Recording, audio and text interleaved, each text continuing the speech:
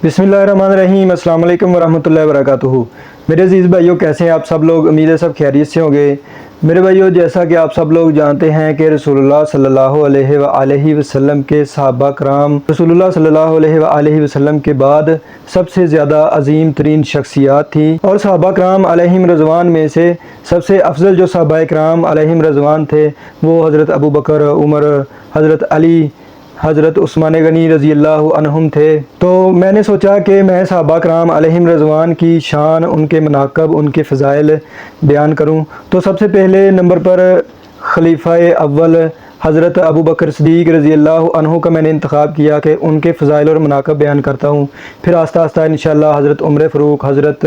उस्मान गनी, हज़रत अली रज़ी अल्लाह अन्हु और दीगर सहाबा कराम अलैहिम रज़वान के फ़ज़ाइल और मनाक़ब का भी तज़किरा किया जाएगा। मेरे अज़ीज़ भाइयों, हज़रत अबू बकर सिद्दीक़ रज़ी अल्लाह अन्हु के वैसे तो बहुत सारे फ़ज़ाइल हैं, बहुत सारी उनकी कुर्बानियाँ हैं जो अहादीस में लिखी हुई हैं, जो उन्होंने इस्लाम की खातिर दी। वैसे तो हज़रत अबू बकर सिद्दीक़ रज़ी अल्लाह अन्हु के फ़ज़ाइल और मनाक़ब से बहुत सारी किताबें भरी पड़ी हैं, लेकिन मैं यहाँ पर चंद उनके फ़ज़ाइल का तज़किरा करूँगा कि हज़रत अबू बकर सिद्दीक़ रज़ी अल्लाह अन्हु सबसे पहले ईमान लाने वाले मुसलमानों में से थे, यानी मर्दों में से सबसे पहले जो मुसलमान हुए, जो ईमान लाए, वो हज़रत अबू बकर सिद्दीक़ रज़ी अल्लाह अन्हु थे। इसके बारे में बहुत सारी रिवायतों में भी आता है। आज मैं यहाँ पर एक रिवायत का तज़किरा करता हूँ। मुस्तदरक लिल हाकिम में हदीस मौजूद है, 5682 नंबर हदीस है। हज़रत अम्मार बिन यासर रज़ी अल्लाह अन्हु रावी हैं। वो फरमाते हैं कि मैंने जब रसूलुल्लाह सल्लल्लाहु अलैहि वसल्लम को देखा तो उनके साथ इस्लाम लाने वालों में से सिर्फ़ 5 गुलाम, 2 औरतें और हज़रत अबू बकर सिद्दीक़ रज़ी अल्लाह अन्हु थे। यानी हज़रत अम्मार बिन यासर रज़ी अल्लाह अन्हु फरमा रहे हैं कि उन्होंने सबसे पहले जिन लोगों को ईमान की हालत में देखा, जिन लोगों को दायरा इस्लाम में देखा, उनमें 5 गुलाम थे, 2 औरतें थी और हज़रत अबू बकर सिद्दीक़ रज़ी अल्लाह अन्हु थे, जो अल्लाह के नबी सल्लल्लाहु अलैहि वसल्लम पर ईमान लाए थे और आप सल्लल्लाहु अलैहि वसल्लम के साथ थे। मेरे भाइयों, ये बहुत बड़ी फजीलत है। ऐसे हालात जिनमें लोग हज़रत मोहम्मद सल्लल्लाहु अलैहि वसल्लम की बात मानने को तैयार नहीं थे, लोग आप सल्लल्लाहु अलैहि वसल्लम के साथ बगावत पर उतर आए थे, आप सल्लल्लाहु अलैहि वसल्लम की बात को तस्लीम नहीं करते थे। उन हालात में, उन वाक़यात में जब अल्लाह के नबी सल्लल्लाहु अलैहि वसल्लम ने नबूवत का ऐलान किया तो हज़रत अबू बकर सिद्दीक़ रज़ी अल्लाह अन्हु सबसे पहले मुसलमान थे जिन्होंने आप सल्लल्लाहु अलैहि वसल्लम के नबी होने की गवाही दी और इस्लाम को एक्सेप्ट किया और अल्लाह तबारक व तआला की तौहीद का ऐलान किया। मेरे भाइयों, सहीह अल बुखारी में एक हदीस मौजूद है, सही बुखारी 466 नंबर हदीस, कि रसूलुल्लाह सल्लल्लाहु अलैहि वसल्लम एक रोज़ खुतबा इरशाद फरमा रहे थे तो आप सल्लल्लाहु अलैहि वसल्लम ने इरशाद फरमाया, एक बंदे को दुनिया और आखिरत में से इख्तियार दिया गया है, यानी अगर वो चाहे तो दुनिया को इख्तियार कर ले, अगर वो चाहे तो आखिरत को इख्तियार कर ले। तो उस बंदे ने उसको पसंद किया जो अल्लाह तबारक व तआला के पास था, यानी कि उस बंदे ने आखिरत को चुन लिया। तो ये बात सुनकर हज़रत अबू बकर सिद्दीक़ रज़ी अल्लाह अन्हु रोने लगे। तो जब हज़रत अबू बकर सिद्दीक़ रज़ी अल्लाह अन्हु रोने लगे तो वहाँ पर बैठे हुए एक सहाबी के दिल में ख्याल आया कि इसमें रोने वाली तो कोई बात ही नहीं है कि एक बंदे को अल्लाह ने इख्तियार दिया कि वो दुनिया को चुन ले या आखिरत को चुन ले, तो उसने आखिरत को चुन लिया, तो इसमें रोने वाली कौन सी बात है। फिर वो बंदा कहता है कि बाद में मुझे ख्याल आया कि वो अल्लाह के नबी सल्लल्लाहु अलैहि वसल्लम खुद ही थे जिन्होंने आखिरत को चुना, और हज़रत अबू बकर सिद्दीक़ रज़ी अल्लाह अन्हु इस बात को बखूबी जानते थे, इसीलिए वो रोने लगे। तो ये सारा मामला देखकर अल्लाह के नबी सल्लल्लाहु अलैहि वसल्लम ने इरशाद फरमाया कि ए अबू बकर, रोए मत, अपनी मोहब्बत और अपनी दौलत में से मुझ पर सबसे ज़्यादा एहसान करने वाले आप ही हैं, और अगर मैं किसी को खलील बनाता तो अबू बकर को अपना खलील बनाता, लेकिन इसके बदले में इस्लाम की दोस्ती और इस्लाम की बरादरी ही काफ़ी है। फिर रसूलुल्लाह सल्लल्लाहु अलैहि वसल्लम ने हुक्म दिया कि मस्जिद के सारे दरवाज़े बंद कर दिए जाएं, सिर्फ़ उस दरवाज़े को छोड़कर जिसके सामने हज़रत अबू बकर सिद्दीक़ रज़ी अल्लाह अन्हु बैठे हैं, यानी कि वो दरवाज़ा छोड़कर सारे दरवाज़े बंद कर दिए जाएं। ये थी अल्लाह के नबी सल्लल्लाहु अलैहि वसल्लम की हज़रत अबू बकर सिद्दीक़ रज़ी अल्लाह अन्हु से मोहब्बत, आपसे उल्फ़त, आपसे प्यार, कि आप सल्लल्लाहु अलैहि वसल्लम ने इरशाद फरमाया کہ مجھ پر سب سے زیادہ احسان کرنے والے اپنی محبت کے ذریعے سے، اپنی دولت کے ذریعے سے حضرت ابو بکر صدیق رضی اللہ عنہ ہیں۔ اور صحیح بخاری کی اس اگلی حدیث 467 نمبر حدیث میں الفاظ ہیں کہ رسول اللہ صلی اللہ علیہ وآلہ وسلم اپنی زندگی کے آخری ایام میں مسجد میں تشریف لائے۔ اس وقت آپ صلی اللہ علیہ وآلہ وسلم بہت زیادہ بیمار تھے۔ آپ صلی اللہ علیہ وآلہ وسلم نے سر پر پٹی باندھی ہوئی تھی اور آپ صلی اللہ علیہ وآلہ وسلم مسجد میں تشریف لے گئے، منبر پر بیٹھے تو آپ صلی اللہ علیہ وآلہ وسلم نے سب سے پہلے حمد و ثنا کی اور پھر فرمایا کہ کوئی شخص ایسا نہیں جس نے ابو بکر بن ابو قحافہ سے بڑھ کر مجھ پر اپنی جان اور مال کے ذریعے سے احسان کیا ہو۔ یعنی کہ اللہ کے نبی صلی اللہ علیہ وآلہ وسلم فرما رہے تھے کہ حضرت ابو بکر بن ابو قحافہ رضی اللہ عنہ نے مجھ پر جو احسانات کیے ہیں اس پر کوئی اور بندہ سبقت لے جانے والا نہیں ہے۔ یعنی ان کے جو احسانات ہیں یہ مجھ پر بہت زیادہ ہیں، ان کے احسانات کے مقابلے میں کسی اور شخص کے احسانات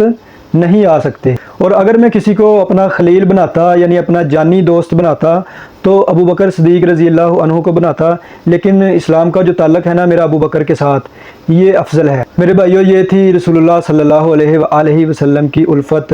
حضرت ابو بکر صدیق رضی اللہ عنہ کے ساتھ کہ آپ صلی اللہ علیہ وآلہ وسلم اپنے آخری وقت میں بھی حضرت ابو بکر صدیق رضی اللہ عنہ کے بارے میں فرما رہے ہیں کہ ان کے بہت سارے احسانات ہیں مجھ پر،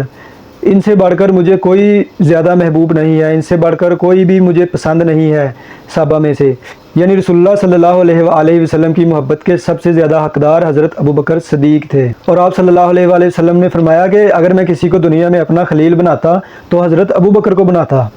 لیکن اسلام کا تعلق چونکہ اس سے بڑا ہے، اس سے افضل ہے، تو میرا ان کے ساتھ اسلام والا تعلق ہے۔ اور میرے بھائیو، صحیح بخاری میں ہی حدیث ہے 664 نمبر روایت کہ جب رسول اللہ صلی اللہ علیہ وآلہ وسلم زندگی کے آخری سفر کو پہنچے اور آپ صلی اللہ علیہ وآلہ وسلم بستر پر لیٹے ہوئے تھے، مرض شدت اختیار کر گئی تھی، آپ صلی اللہ علیہ وآلہ وسلم سے چلا نہیں جا رہا تھا، تو جب نماز کا ٹائم ہوا، نماز کا وقت ہوا، اذان کہہ دی گئی اور مؤذن رسول اللہ صلی اللہ علیہ وآلہ وسلم کو لینے آیا کہ آپ صلی اللہ علیہ وآلہ وسلم آئیں اور ہمیں نماز پڑھائیں، تو آپ صلی اللہ علیہ وآلہ وسلم نے ارشاد فرمایا کہ ابو بکر کو کہو کہ وہ نماز پڑھائے۔ تو اس پر سیدہ عائشہ صدیقہ رضی اللہ عنہا فرمانے لگی کہ اللہ کے نبی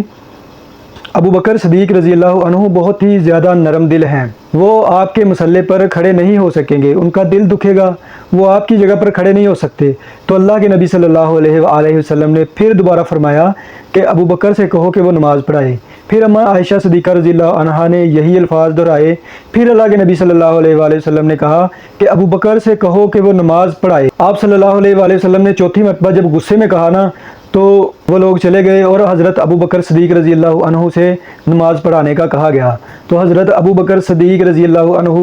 مصلے پر کھڑے ہوئے اور نماز پڑھانے لگے۔ پھر جب اللہ کے نبی صلی اللہ علیہ وآلہ وسلم کی مرض میں کوئی تھوڑی کمی آپ صلی اللہ علیہ وآلہ وسلم کو محسوس ہوئی تو آپ صلی اللہ علیہ وآلہ وسلم دو ساتھیوں کے کندھوں پر ہاتھ رکھ کر مسجد میں تشریف لائے، اور اماں عائشہ صدیقہ فرماتی ہیں کہ میں یہ دیکھ رہی تھی کہ آپ صلی اللہ علیہ وآلہ وسلم کے پاؤں جو ہیں وہ زمین پر لکیر بناتے ہوئے جا رہے ہیں، یعنی کہ آپ صلی اللہ علیہ وآلہ وسلم سے چلا نہیں جا رہا تھا، آپ صلی اللہ علیہ وآلہ وسلم کے پیر جو ہیں، پیر مبارک، وہ زمین پر لکیر بناتے ہوئے جا رہے تھے۔ تو آپ صلی اللہ علیہ وآلہ وسلم مسجد میں تشریف لے گئے، حضرت ابو بکر صدیق نماز پڑھا رہے تھے۔ جب انہیں محسوس ہوا کہ اللہ کے نبی آ گئے ہیں تو انہوں نے چاہا کہ وہ پیچھے ہٹ جائیں اور اللہ کے نبی کو جگہ دیں مصلے پر، تو اللہ کے نبی صلی اللہ علیہ وآلہ وسلم نے ہاتھ سے اشارہ کیا اور ان سے کہا کہ تم نماز پڑھاتے رہو۔ پھر اللہ کے نبی صلی اللہ علیہ وآلہ وسلم انہیں دیکھتے رہے تو انہوں نے نماز جو تھی وہ مکمل کر لی۔ میرے بھائیو، یہ تھی حضرت ابو بکر صدیق رضی اللہ عنہ کی شان، یہ چند مثالیں تھیں ان کی شان کی، یہ ان کے فضائل کے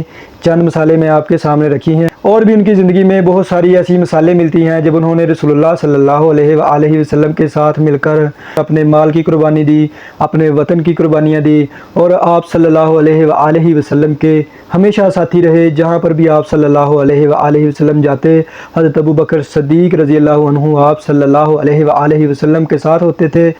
یہاں تک کہ ہجرت کے موقع پر بھی آپ صلی اللہ علیہ وآلہ وسلم کے ساتھ تھے،